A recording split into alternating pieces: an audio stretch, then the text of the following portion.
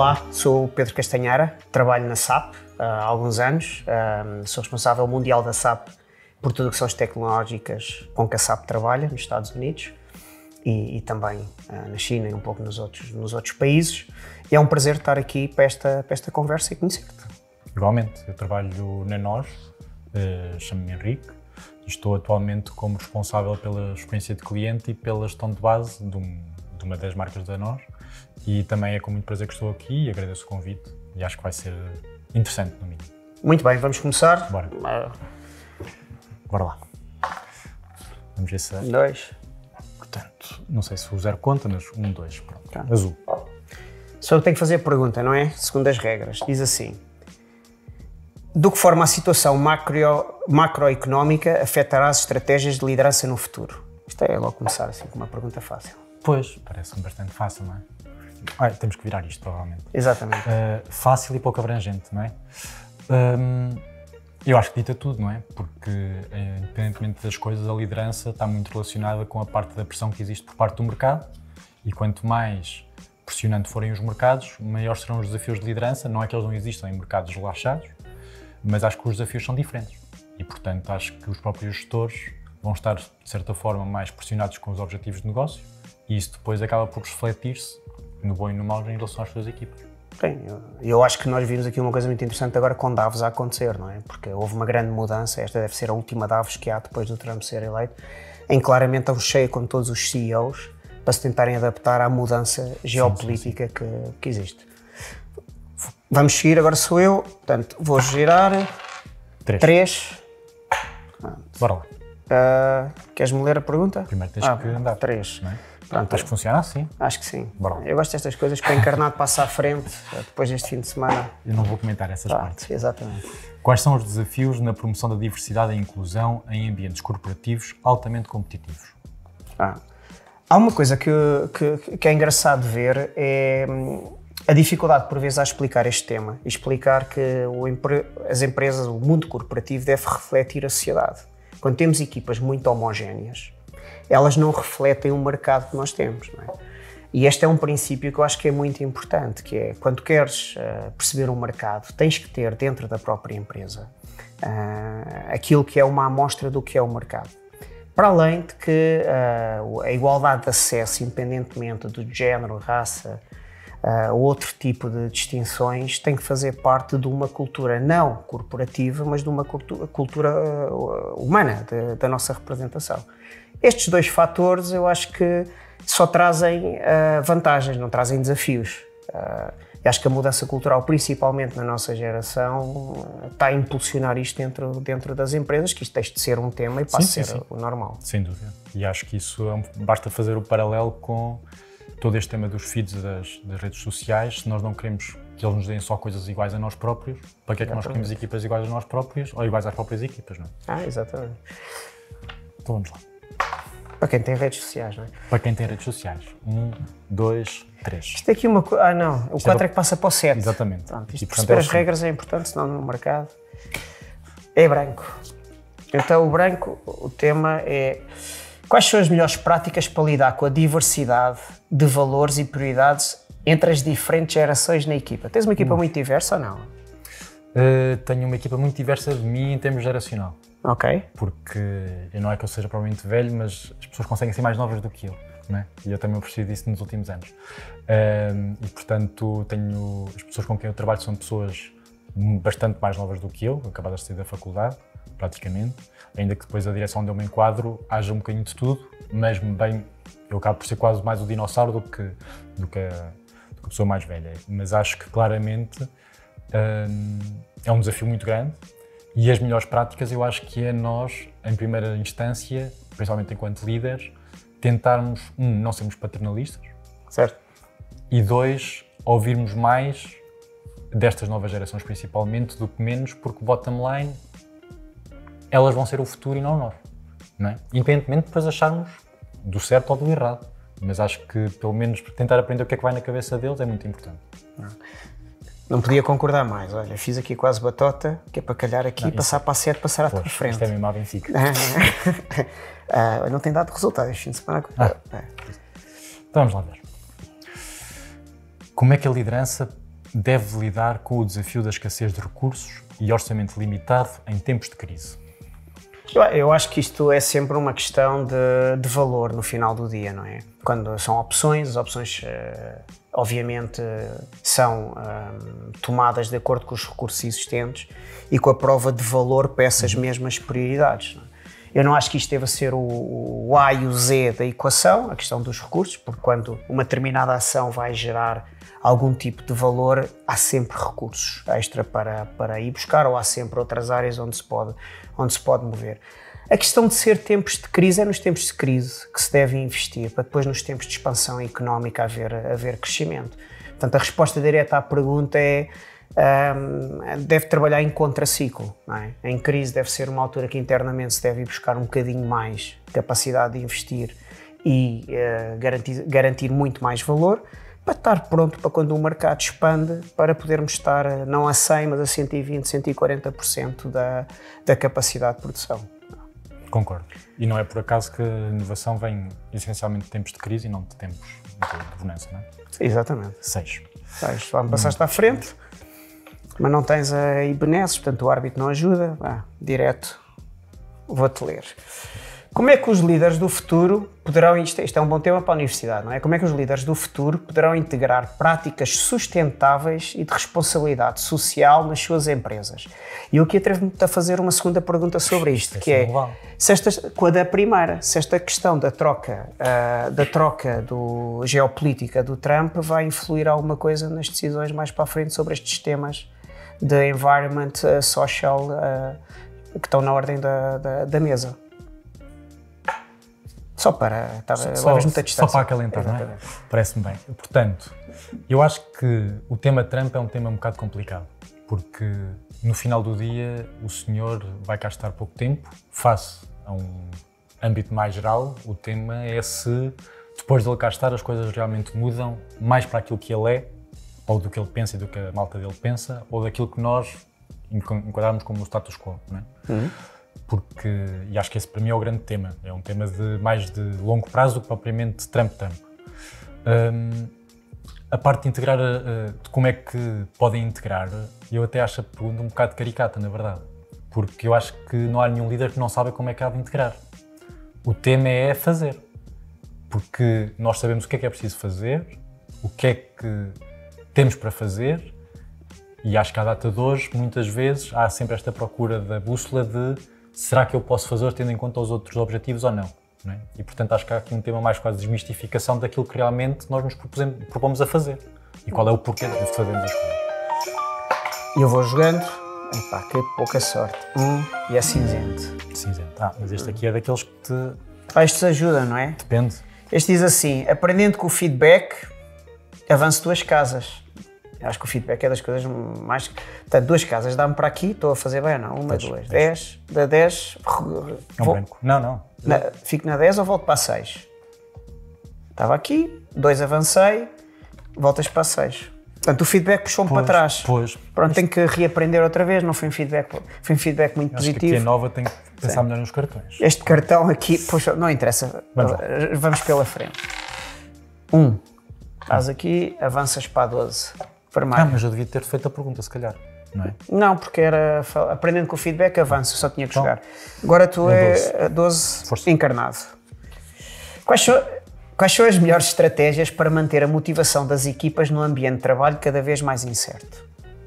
Como é que tu mantens a tua equipa hiperativa, hipermotivada, com esta ambiguidade que existe nesta altura em Portugal? Eu não acho que seja a incerteza que desmotiva as equipas, porque acho que as pessoas que nós, fora do mundo empresarial, vemos como pessoas muito motivadas, não são as pessoas que sabem o seu caminho, não é? Pensando um bocadinho na conversa inicial que tivemos acerca do desporto, um triatleta, um ultramaratonista, não faz aquelas provas sabendo o que é que se vai passar. Acho que é exatamente pelo contrário. E, portanto, fazendo um bocadinho esse paralelo, acho que o tema da incerteza, não é que não seja chamado para aqui, mas acho que tem pouco, interage sempre, mas tem pouco a ver com isso. E, portanto, o que é que eu, em termos de melhores estratégias nisto, Eu acho que a data de hoje é essencialmente darmos futuro às pessoas. Porque não só, lá está, estes desportistas o que pretendem é o que é que eu vou fazer a seguir, o que é o próximo desafio, o que é o próximo treino.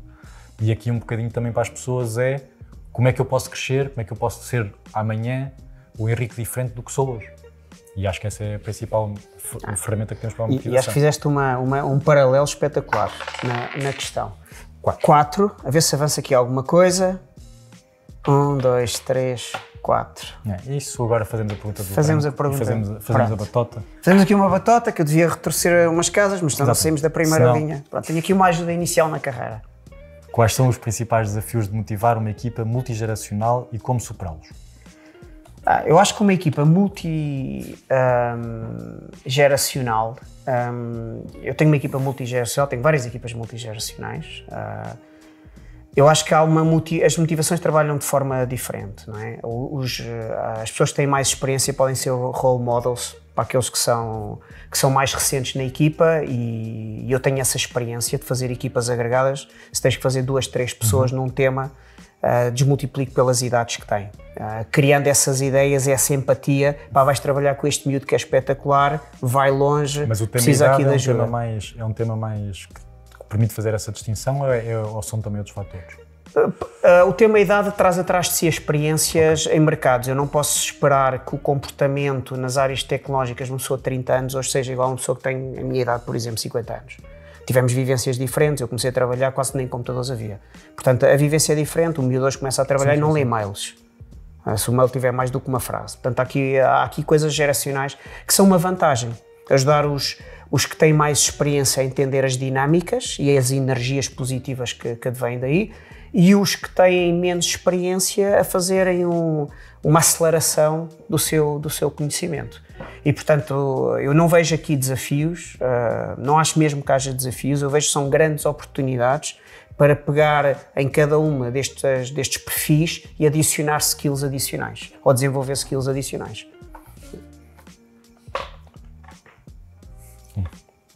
13, número da sorte. Vamos ver. Portanto, falta de delegação, deixa de marcados. 1, 2. Portanto, agora eu estou com o 10, tu estás com o 11, pode ser que eu agora te ultrapasse, mas não houve penalti. Portanto, vimos para este lado, estou no 12. Qual será o impacto das redes sociais na credibilidade e influência dos líderes no futuro? Eu acho que a influência das redes não... começando por outro lado, se calhar que é mais o que eu penso. O efeito que as redes têm hoje irá mudar. Nós não podemos pensar o futuro como, mais uma vez, há aqui uma dinâmica de 2016, 2027, que as redes como estão que têm vantagens, têm desvantagens, as pessoas estão-se a perceber dessas desvantagens, isto fará uma mudança circular rápida. Em 2012, 2013, já o Messenger era uma forma de comunicar, hoje eu devo ser o único que tem, mais ninguém tem. Não é? Portanto, aqui as coisas aceleram muito. Acho que vai ter impacto, mas terá o impacto que a própria sociedade deixar. As empresas não são mais do que o reflexo da sociedade. Portanto, se impactarem a sociedade, impactarão as empresas e os mercados. Se não impactarem a sociedade, porque entretanto há aqui uma alteração, não irão afetar as empresas. Credibilidade, acho que as redes não têm qualquer tipo de credibilidade hoje em dia, portanto vão perdendo. Não creio que isso vá ser um tema daqui a 4, 5 anos. Aparecerá outra wave, não é? Outra onda. Então, estás-me a roubar tempo, já percebeste isso, não já? Foi de propósito para ver. 1, 2, 3. Se eu consigo passar para a frente. Passo para a casa 16.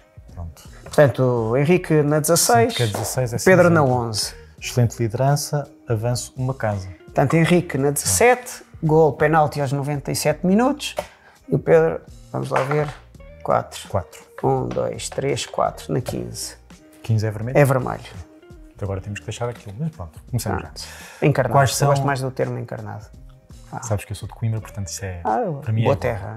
Quais são os maiores desafios de gerir equipas no mundo corporativo cada vez mais digital?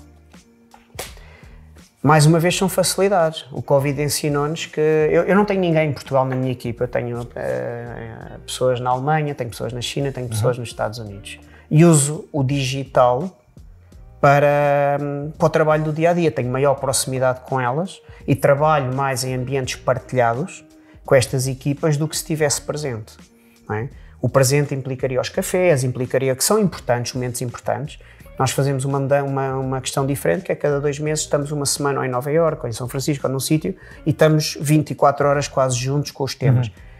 É o tema emocional da pessoa humana, do contacto. Quando isto começa a ser uma cadência, tu não sentes a falta de estar, porque o mundo digital permite fazer este trabalho hoje em dia, já conhecendo as pessoas, desde manhã à noite consegues estar em contacto, partilhar documentos. Portanto, eu acho que mais do que desafios, o mundo digital veio facilitar o facto de tu poder gerir e teres acesso à informação, ao que é que se está a passar, ao minuto e ao dia.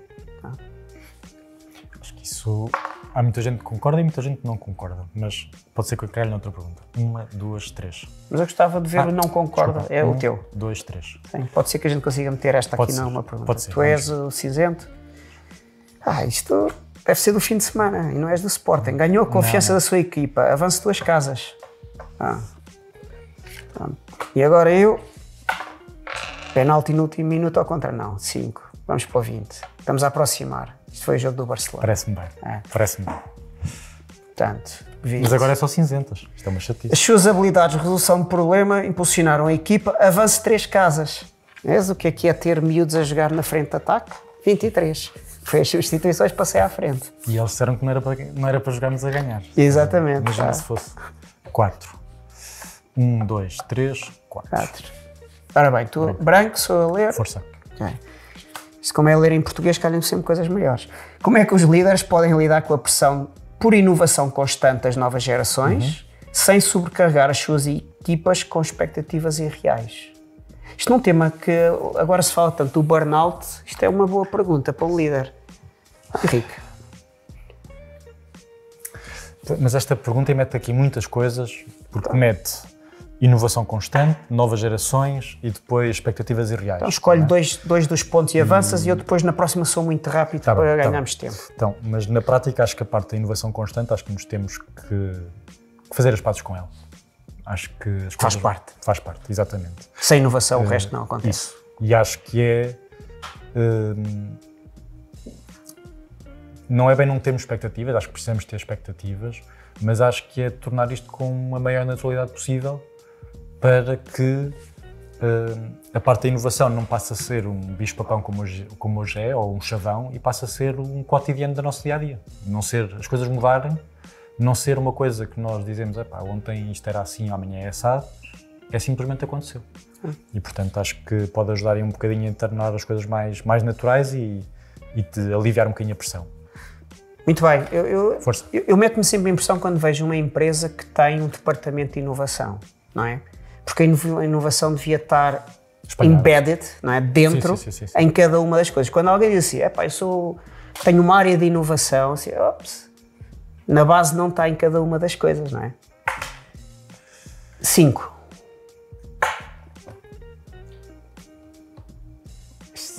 Portanto, avançamos até à 28, a 28 diz que eu tenho que recuar para a 24 outra vez. Mas fazemos a pergunta, Estás a ver o gol do Barcelona? Se não tu falas pouco, é uma chatice.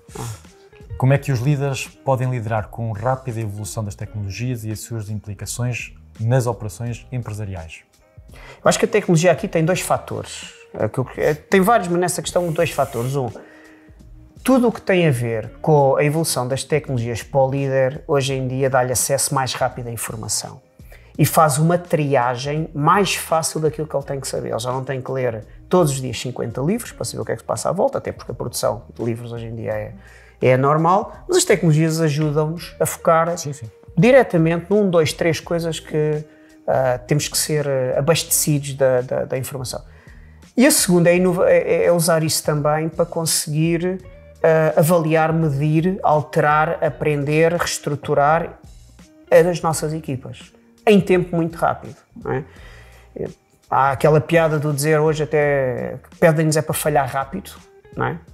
E depois as pessoas acham que é sempre a falhar. É falhar muito rápido, fazer improvement e avançar logo outra vez. É a diferença entre o falhar rápido e o aprender rápido. Não é? Portanto, o aprender tem que ser 2 vezes mais rápido que o falhar, porque senão não funciona. Eu acho que aqui as inovações tecnológicas são um acelerador.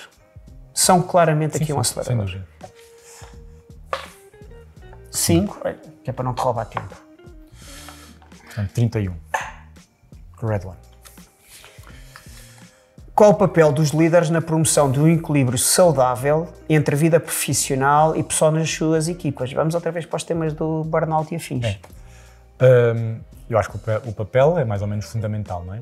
Porque nós, enquanto líderes, em conceito, e cada vez menos um bocadinho de...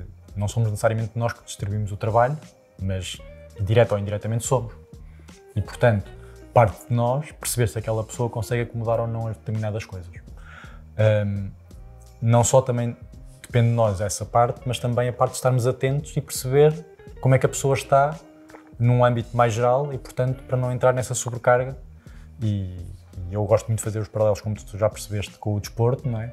E não é por acaso que no desporto nós fazemos semanas em que reduzimos a intensidade, semanas em que aumentamos, e eu acho que falta um bocadinho esse pensamento às empresas, porque aquilo que nós queremos é trabalhar sempre a 110, não é? E se nós viéssemos um bocadinho mais da história do desporto, sabemos que para fazer semanas a 110 tens de ter semanas a 80. E enquanto nós, enquanto líderes, não percebermos um bocadinho que precisamos de incutir as semanas de 80, as semanas de 110 vão estar comprometidas a médio e longo prazo. Vai acontecer uma vez, duas, e a partir daí estás sempre a 95. Sim. E com as pessoas um bocadinho desequilibradas. E depois há alguns que não te apercebes e às tantas já estão no burnout. Exatamente. Não é? Sem treino. Nós devíamos ter começado por aqui, que os dois fazemos desportos longos, de corridas longas, triatlos e afins, e portanto é o anti-stress. 26. 26. Portanto, quais são as expectativas da geração Z em relação ao equilíbrio entre a vida profissional e pessoal em comparação com as gerações anteriores? Elas estão todas interligadas. Então, olha, eu estava na altura em Espanha quando foi o Covid e tive uma série de entrevistas. Na altura a SAP incorporámos bastante gente para as áreas novas de cloud computing e tive imensas entrevistas. E eu aprendi imenso com a geração Z, porque a primeira, segunda e terceira pergunta, não é? Depois tu explicares o trabalho e o resto, nenhuma delas tinha a ver com trabalho. Tinha uma que eu faço sempre nas minhas entrevistas, que tem a ver com as tuas condições enquanto líder, não é? Não fazes micromanagement. E as perguntas eram sempre iguais. Começavam com: eu tenho que ir ao escritório, a segunda eu tenho que usar fato, e a terceira, que me deixava então um pouco mais fora do lugar, era: tenho que ter horas de trabalho, não é?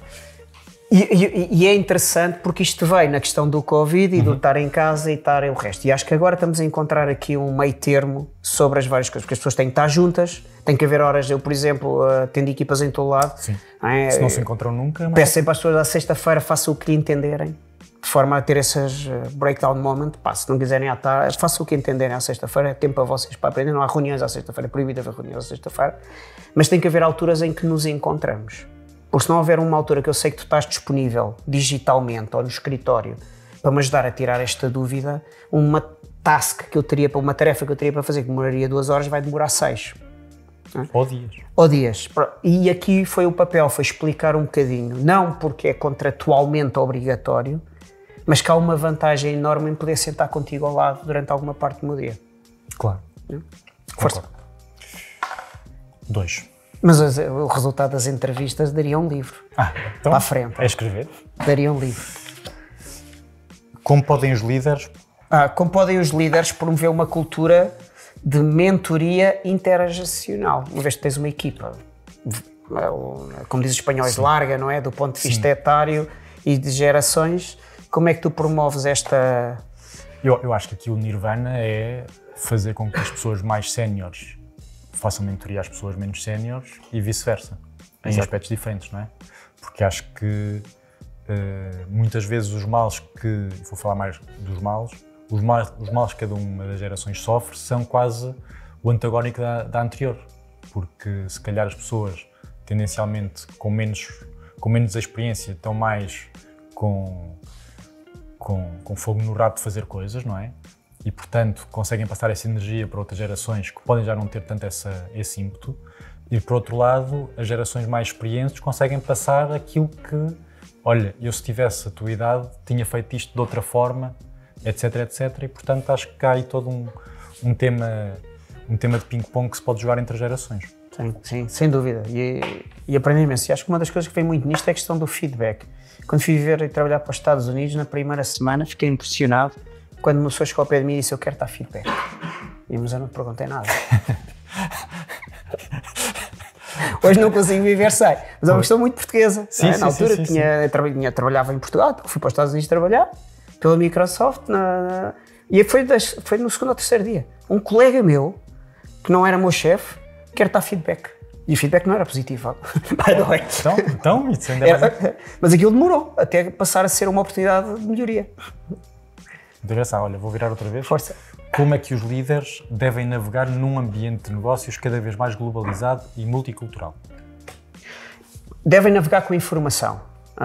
Eu tive o prazer de fazer aqui uma sessão nesta escola, na Nova, e com o professor de cá, com o Paulo Portas, sobre as mudanças geopolíticas, que, por exemplo, eu recomendo a qualquer pessoa que faça. Porque só com a informação de perceber o que é as mudanças dos blocos geopolíticos, geoeconómicos e como é que estas agendas sofrem com a questão das dívidas que os países têm entre si, não é? E com a emergência de um quarto bloco dos BRICS, etc. Mas eu hoje consigo tomar decisões e ajudar o meu board a tomar decisões, que é parte do meu trabalho, porque tenho informação.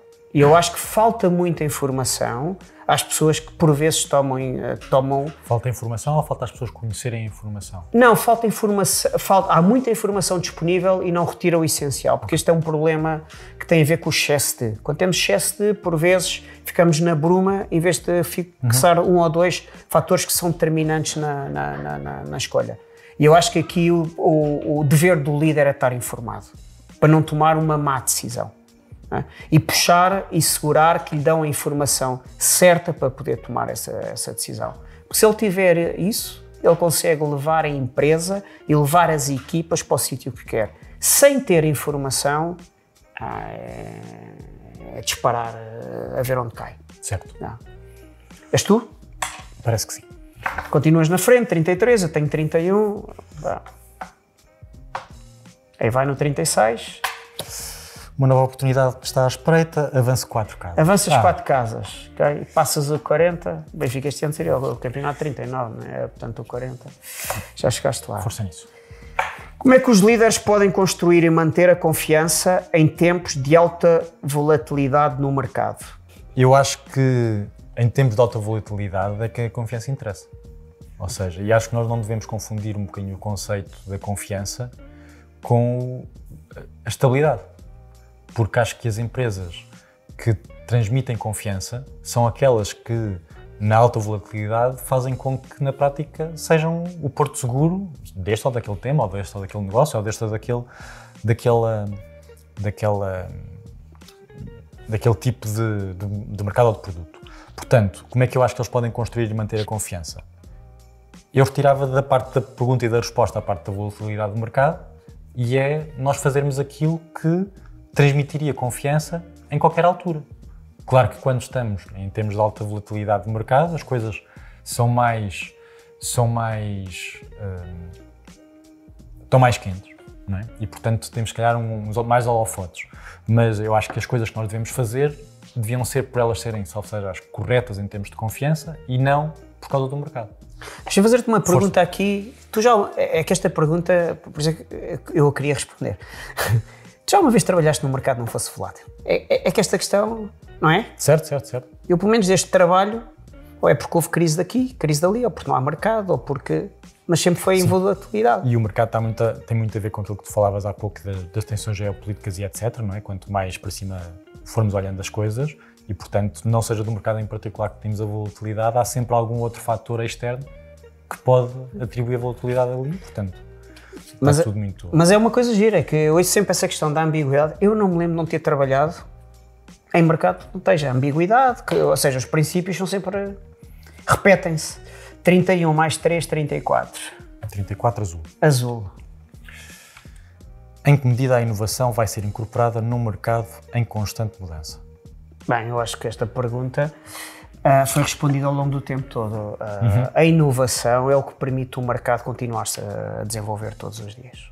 Portanto, a inovação não é um setor à parte, tal como a parte fiscal não é um setor à parte dentro da empresa. tal como a gestão de recursos humanos não é uma coisa à parte entre a empresa, são coisas que em cada decisão que tu tomas, não é? Em cada dia estão presentes. Ninguém pensa, eu hoje vou ser inovador. Se não fores inovador, não estás a fazer o teu papel, tu trabalhas num mercado e eu trabalho num mercado, os dois que são tecnologicamente avançados, são edges de tecnologia. A inovação é no dia-a-dia. A inovação não é uma coisa que se vai buscar e agora vou escolher ser muito inovador. E o problema de escolher ser inovador é que isso pressupõe que tu escolhes não ser inovador noutras alturas. Exatamente. E, portanto... E eu não conheço nenhum mercado que não seja inovador, porque se tu não fores inovador na saúde, nas finanças, no próprio setor público, a porta ao lado é inovadora. Tu não és inovador e não ofereces diferenciação fiscal para atrair residente, a Espanha oferece, a Itália oferece. Tu não ofereces saúde inovadora, o privado oferece. A escola não oferece inovação suficiente aos miúdos para aprenderem de uma forma distinta, a privada oferece ao lado. Portanto, morremos sem inovação. Sim. 2. Força. Como é que os líderes podem equilibrar as abordagens tradicionais de liderança?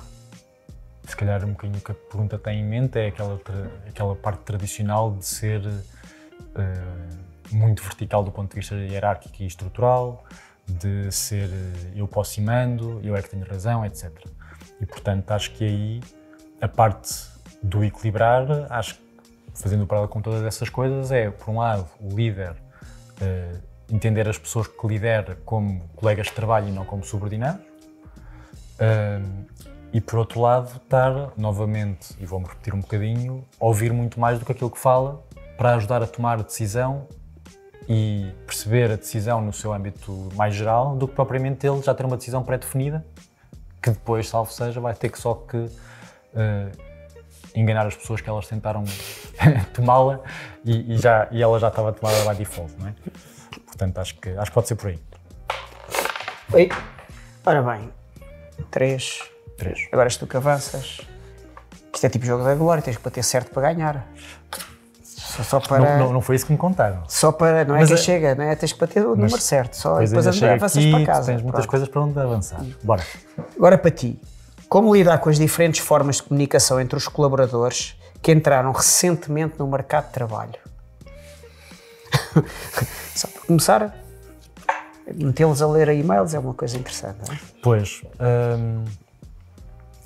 eu acho que é mesmo um grande desafio e eu a certa altura não consigo entender muito bem se é um tema geracional no sentido de eu realmente ver as coisas de forma diferente do que as outras pessoas veem, ou neste caso as pessoas mais jovens, ou se é por outras razões. O que é que eu acho que... Como é que nós podemos lidar com a situação? Como tu disseste muito bem, acho que temos que fazer ver às pessoas o porquê de determinadas coisas.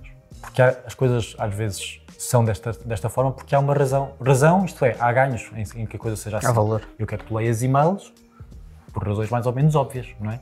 Há uns que não interessam para nada, é deixar de enviar e, salvo seja, deixar de ler. Mas há outros que trazem a informação necessária ao teu dia-a-dia. Portanto, acho que temos que explicar esse ganho às pessoas que, salvo seja, dizem que não querem ler.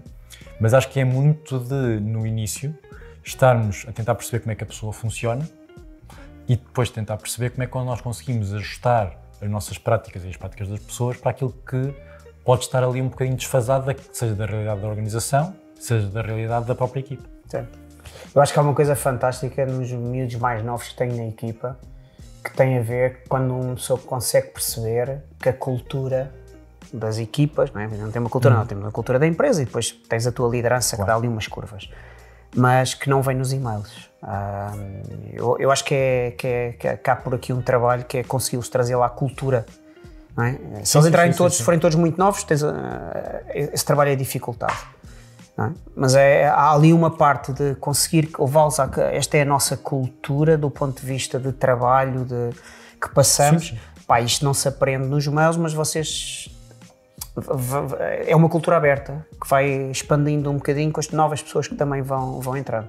E se eles sentirem que estão a agregar, certo. traz mais. 4, eu avanço para 37. 37, cinzento, ótima tomada de decisão, avanço 2. Mais 2. Aí, 39. Levado ao colo.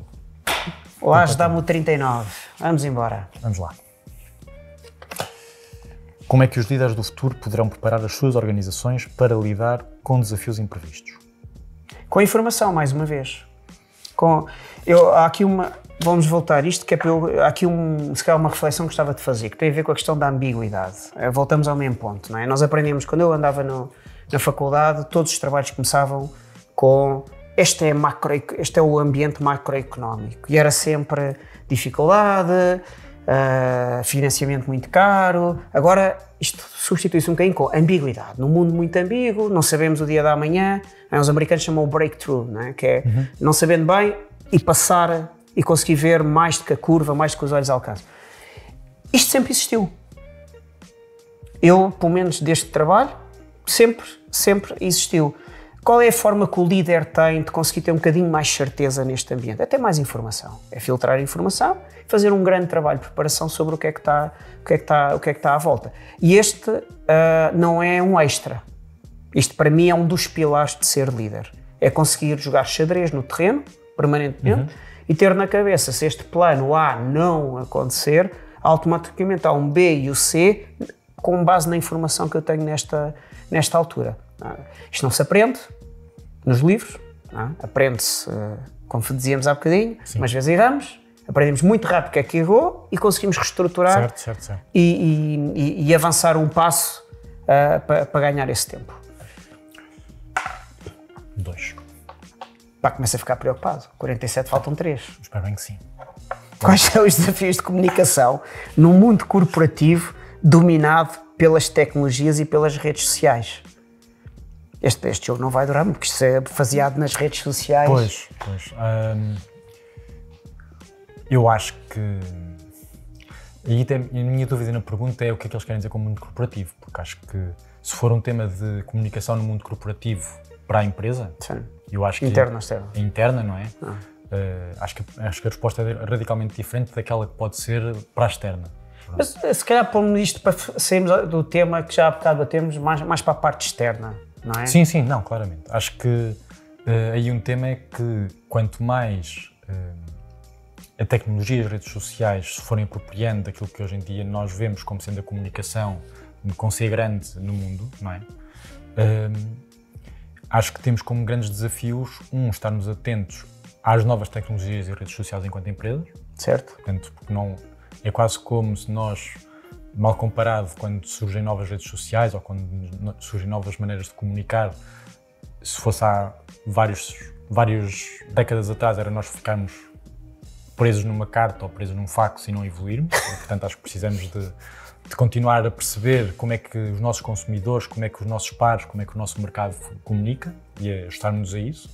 E acho que, por outro lado, é termos, acho eu, cada vez mais pessoas que estão, não diria 100%, mas muito dedicadas a essa parte, porque há grandes especificidades nessa parte de comunicação que vai muito além daquilo que era o habitual. Eu ri-me porque quando comecei a trabalhar, as ordens de vendas dos telemóveis, portanto no startup da primeira empresa onde trabalhei, do operador novo de telecomunicações em Portugal, chegavam por fax. E o meu primeiro trabalho foi justamente integrar por EDI o fax no sistema informático. Portanto, por isso é que eu morri, já não havia. As pessoas acham que o fax estava muito longe, mas não estava. Não é? 4, 39 dá 43, vermelho, encarnado. Vamos lá. Como é que os líderes podem garantir que a transformação digital não exclui colaboradores mais vulneráveis e menos tecnológicos? Aqui há um âmbito muito grande, não é? Nós não esperamos que uma pessoa que já esteja com muita experiência de vida, de trabalho, de repente se torne um expert nas mesmas coisas que temos um miúdo sair da faculdade com 25 anos. Portanto, as dimensões que esperamos que cada um aporte na transformação são diferentes, não é? Aquela frase one size fits all aqui não funciona de todo. Agora, há aqui uma coisa muito importante e que ajuda a resolver este problema. O dia-a-dia adapta-se a isto. Hoje em dia, não podes ter uma conta bancária e não saber fazer home banking, não ter aplicações. Portanto, a vida tornou-se prática, estacionar através de uma aplicação. A vida é prática. não é? E as pessoas dentro das empresas refletem o seu dia-a-dia na vida, não é? O mais importante da vida não é todo o trabalho, é o dia-a-dia, as horas que não estás no dia-a-dia ajudam que toda a gente ganhe, que todas as pessoas ganhem um determinado nível do ponto de vista tecnológico. Portanto, eu acho que isto cada vez menos vai fazer questão. Os infos excluídos acabarão por desaparecer naturalmente. Okay. É a tua vez para ganhares o jogo. Vamos ver. 1, 2, 3, 4. Se for como o jogo da Glória... 3, 4. Falta tu. Não tenho hipótese. 42, 43. Bem, até o último minuto eu acredito. Como é que as práticas de liderança do futuro irão equilibrar a vida profissional e pessoal das equipas? E pergunto isto a um atleta, não é? Assumindo que as práticas de liderança do futuro são boas, não é? Boas no sentido da parte de equilibrar, acho que tem tudo para resultar. Enquanto, fazendo também um bocadinho aqui o paralelo entre as duas coisas, acho que se nós, duas coisas, a parte atlética, como dizias, e a parte que é, não é para repetir a parte da informação, mas como é que nós nos tornamos atletas mais equilibrados do ponto de vista da nossa vida pessoal e também do treino e etc. É com mais informação, porque não é o atleta que treina mais que tem melhores resultados. Exatamente. É geralmente aquele que treina melhor, e aqui é um bocadinho a mesma coisa. Acho que se as práticas da liderança do futuro conseguirem perceber que as pessoas que trabalham mais no sentido do outcome não são necessariamente as mais bem-sucedidas, e nós mudarmos a nossa perspectiva de o que interessa não é necessariamente o outcome, mas a parte de qual é o objetivo das coisas. Porque se for só o outcome, aquilo que nós fazemos é, em vez de produzirmos 100 parafusos hoje, é produzirmos 200. Certo. E o tema é o porquê de produzir os parafusos e, no futuro, será que esses parafusos vão ser relevantes ou não, ou o que é que nós temos que mudar nesses mesmos parafusos.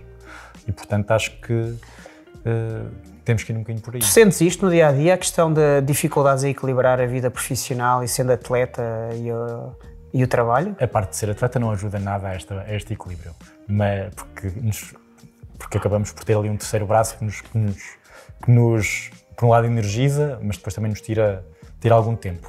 Mas o que eu sinto, no meu caso em particular, é que felizmente trabalho numa empresa que me dá bastante liberdade para ter os meus tempos e conseguir conjugar